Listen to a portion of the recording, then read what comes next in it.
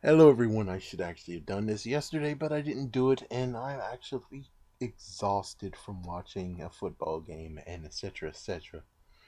But anyways, I came here to tell you that there are two Goosebumps books that you can find at Walmart, maybe other places too, and these two Goosebumps books are based on the movie. So first things first, let me just tell you that the activity book is very useful. How useful is it? It's so useful that at least you get to know the names of certain ones that you're like, what?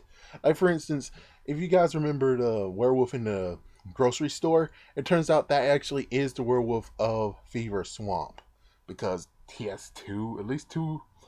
Yeah, he has at least two werewolf stories, which I'm like, which one is that one? Is that the one from Wolfskin, or is that the one from Fever Swamp, or it's like, yeah, because there's two ways of taking down a werewolf due to there's two books. So it's like you have to make a gamble of which one it is. So it's like, at least the yeah, at least on that activity book, it tells you what most of the monsters' names are, or at least some of them, and that was kind of cool. I'm glad. That's all technically it was doing. There was nothing really to spoil there. But as for the book that was based on the movie, let me tell you, it does have some spoilers, but will I tell you spoilers? Not necessarily. I can tell you one thing after just flipping at it and looking at some of the pictures. Like, for instance, you know how Goosebumps sometimes have that funny, awkward moment where it's like he's just a normal guy and then all of a sudden he accidentally did something and everyone laughs at him. Well, yeah, he did something like that, and it kind of actually does have that Goosebumps feel. There's many other things that actually occurred, like someone actually called the cops on him. Wow. But I'm not gonna go down. Only thing I'm gonna really talk about is freaking damn Slappy. Yeah, I have to talk about him. So, Slappy on the TV show, he was so intimidating. He was so scary and everything. While this Slappy, I don't see anything on here. I don't see crap. But I do have to admit, there is a scene in the movie which, wow, the scene in the movie was just so awesome. Oh, it's gonna be awesome. I didn't see the movie yet, and of course not yet. But still, the movie, it seems to be an awesome scene. The fact that R.L. Stein comes back home, and yes, I know this might be a little spoiler, but I'm not gonna do it justice. You're telling you this, I'm not gonna do it justice. So, anyways, they actually come back home, and they turn and look. Yeah, the chair is turned weirdly in his study, and then all of a sudden, dum dum dum, and it's like, oh frick, it's Slappy. And he said, oh God, not him, not him. And what's even funny is just the fact of there was a book that was open. We no idea how the book opened by accident because, well, I didn't actually read that part. Yeah, I didn't really read it, and chances are we don't really know how it got open like that. But anyways, a book was open. He looked and he said, "Oh God, no, not this book, not this book." That was so funny. Yeah, so it turns out it was Slappy, and he's like, "Hello, Papa," which I'm like, I would rather you have been like, "Hello, Father." I mean, "Hello, Papa." That sounds so. That's not Slappy. That's not Slappy to me. Not unless you're freaking doing British international, which I think you are doing international releases. But still, I would prefer you rather actually have said, "Hello, Father." That sounds so much better, but whatever. But anyways, you had an amazing showdown, and from what I've read by a synopsis or something, just the fact that Slappy was the ringleader and all this, I was like, when I first saw some of the trailers, I was like, psh, he doesn't look like a freaking damn. Yeah, it doesn't look like it at all that he actually is the ringleader. But because of what I just read, he is the ringleader because he actually was the one who.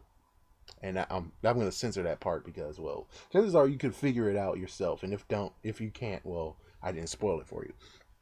But it's kind of funny that after it all, there was one quote he said, it's like, you can't kill a writer. That's one thing you can't do is kill the writer who is writing the stuff and everything. Because writers can't be killed. And it was kind of funny that Slappy said himself that if I have to do something right, I have to do it myself.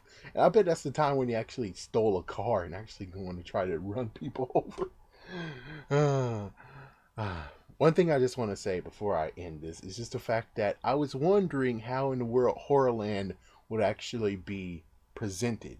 I mean, if someone opens, I forgot, was a day at Horrorland? That was how to say it.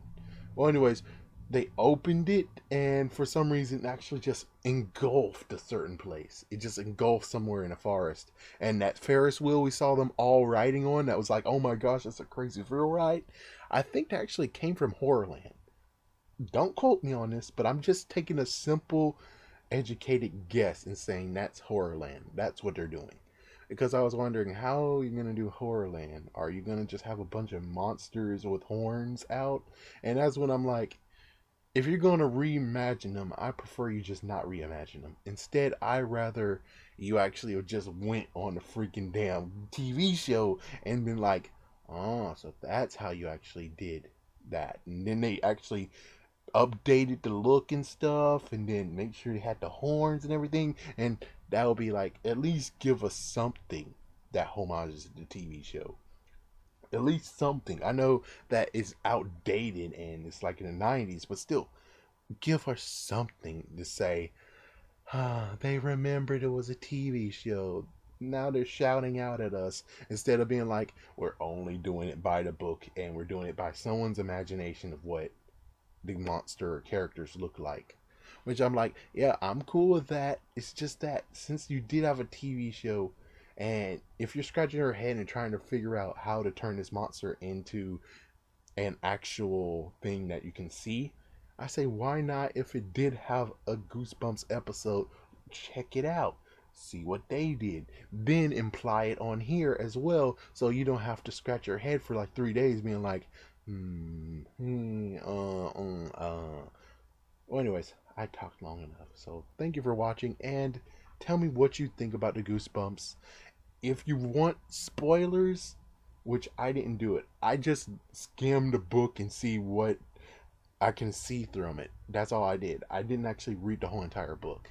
So if you want spoilers, go ahead and get that book. The book is out right now.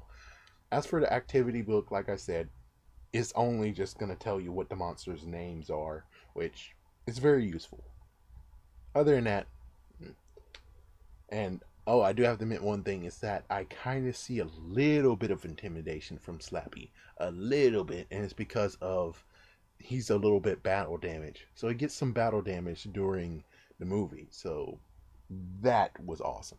That actually added some intimidation, but that's just basically freaking damn Chucky all over again. The fact of there's no intimidation, and by the third movie to the fourth movie, oh, there's the intimidation. And that's how I got a little bit afraid of him when I was little. It wasn't him himself, it was his freaking damn face. Well, anyways, I'm truly done. Thank you for watching, and have a great night or day.